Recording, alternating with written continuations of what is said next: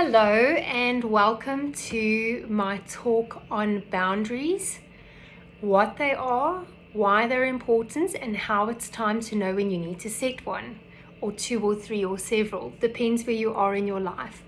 I'm Tracy Fenton, and I am the head of Tracy Fenton Life Coaching.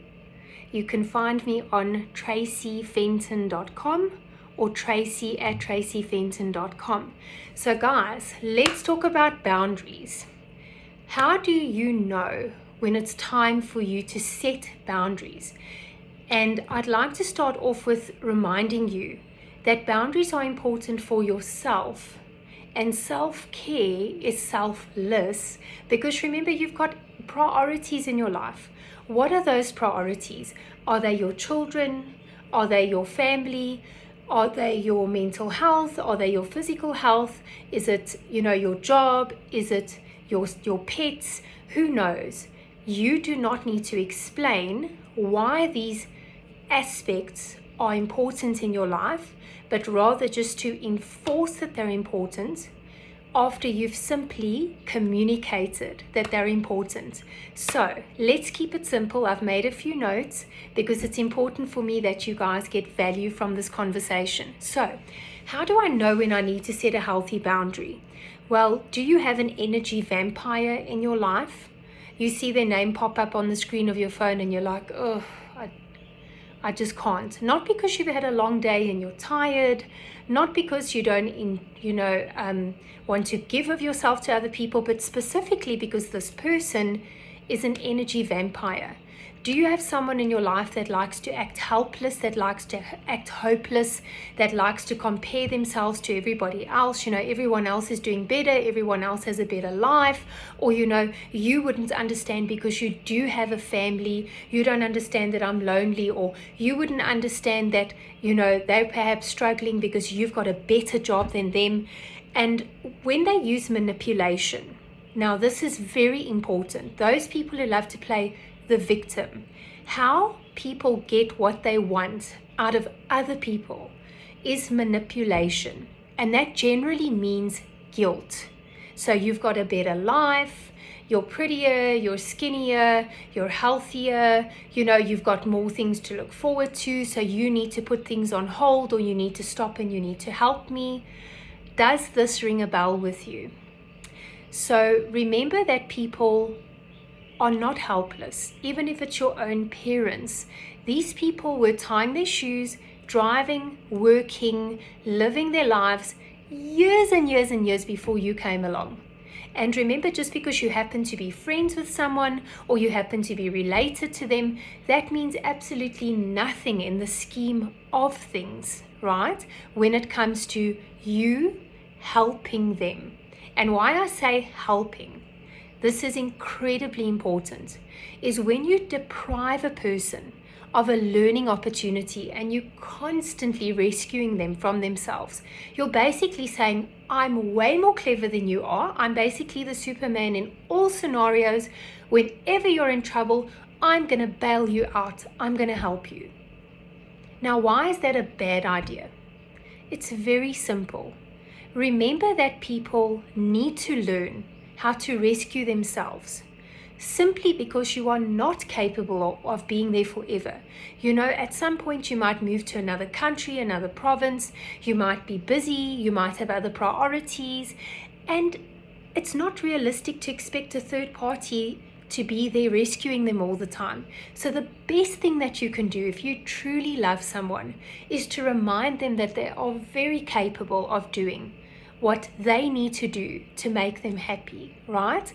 And I don't believe for 1 second somebody moaning and griping for 2 hours, 2 to 3 times a week, or every lunchtime or tea time about how terrible their wife is, or their husband, or their boss, or their neighborhood, or whatever. That is not helping them. That is helping them to stay stuck. So even enabling somebody, and that's what we tend to do as human beings, because we care, we think we're helping, but we're actually enabling.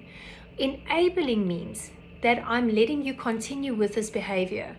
So this is a codependent relationship. I'm too scared to say, look, I'm tired of listening to this. I'm tired of bailing you out because I'm scared of coming across as the bad person and I'm afraid of rejection from your side.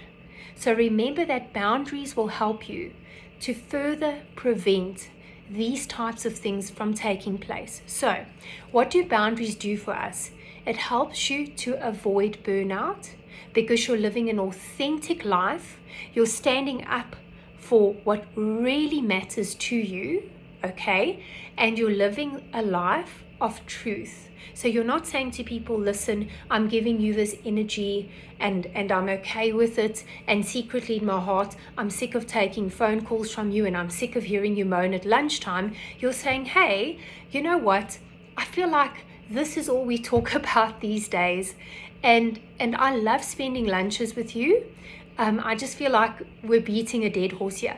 Let's change the subject. I watched this interesting movie last night. And then you carry on talking. It doesn't mean you say, hey, I'm sick of hearing you talk about how terrible your husband is. We need to stop talking about this, or we need to stop being friends. That's how people perceive boundaries to be. It's an all or nothing thing. No, I'm saying no for now. I'm saying no to this, or I'm saying no, that this is a situation I can't help you with. So you live an authentic life, you know yourself, okay, and you are comfortable, calmly communicating that to other people, letting them know if and when it's necessary what the consequences are of transgressing those boundaries, and then enforcing that. So in other words, if you call and you start moaning about your husband again, we're going to need to end the call. Like, listen, you know what, I've got food on the stove, and the last time we had a conversation, I burnt the food, and that's not exactly great because I take a lot of pride in my cooking. Let's get going because, you know, I can't speak to you right now. Or, you know what, you can just not read the message right now, or you can do whatever you need to do in a tactful way if maintaining that relationship is important to you. That's what you need to decide. Because remember, in life, everything is a risk.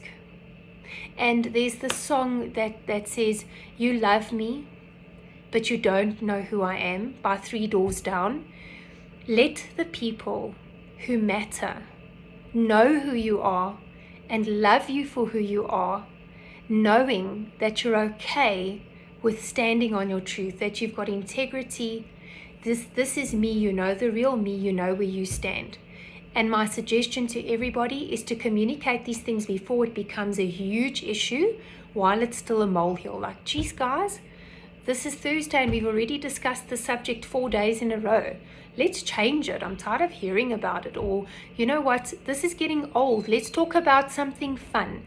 So everybody, please remember you can find me on tracy@tracyfenton.com. Okay, or tracyfenton.com is my website. I'm a mindset coach. I'm a qualified counselor and NLP practitioner specializing in mindset and boundaries. This is an awesome opportunity. Thank you for giving me your time, and please remember to hit that like and that share button. Stay safe.